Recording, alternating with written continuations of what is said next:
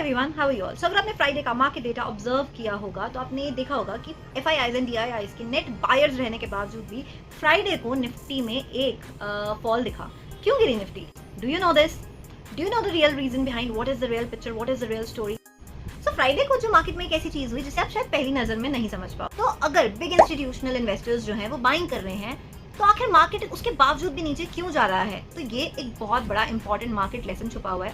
So Friday यानी 14 अगस्त को जो एफआईआईज हैं देवर लगभग 500 करोड़ के नेट बायर्स, एंड अगर हम डीआईआईज की बात करें तो 350 करोड़ समथिंग की नेट बाइंग उन्होंने भी करी। मतलब दोनों तरफ से मार्केट में पैसा आया, लेकिन निफ्टी फिर भी करीब 30 पॉइंट्स गिरकर 24,366 पर ऑलमोस्ट बंद हुआ था।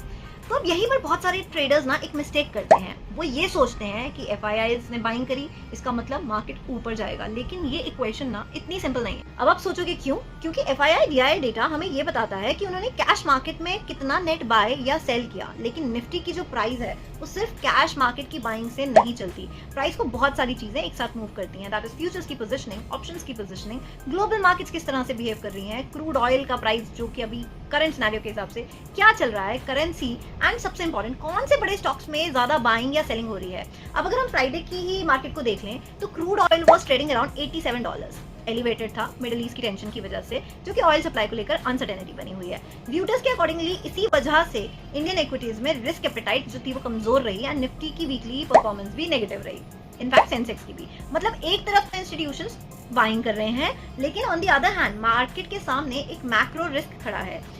एंड अगर हम सेकंड पॉइंट को समझे, सी इंडेक्स एक एवरेज नहीं है कि हर स्टॉक का बराबर वेट है। मान लीजिए आप एफआईआई 100 स्टॉक्स में थोड़ा थोड़ा बाइंग कर रहे हैं, लेकिन अगर इंडेक्स के कुछ हेवी वेट स्टॉक्स में बड़ी सेलिंग आ गई तो निफ्टी में अच्छा खासा फॉल हमें देखने को मिल सकता है। फ्राइडे का एक बहुत अच्छा एग्जाम्पल टाटा मोटर्स रहा, जिसमें करीब 4.3% की गिरावट आई और इंडेक्स पर प्रेशर भी आया उसकी वजह से। Reliance industries was also 1.9% something down.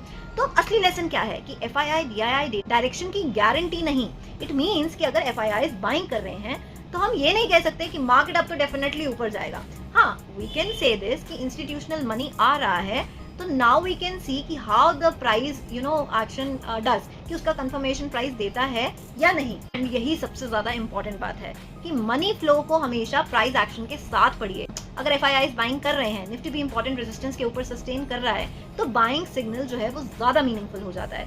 लेकिन अगर एफआईआईज बाइंग के बावजूद भी निफ्टी सपोर्ट के नीचे टूट रहा है तो सिर्फ एफआईआई डेटा को देखकर लॉन्ग करना it would be very wrong.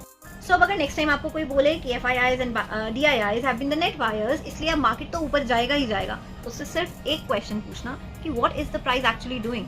So if you found this information useful, share it with someone who needs to know this.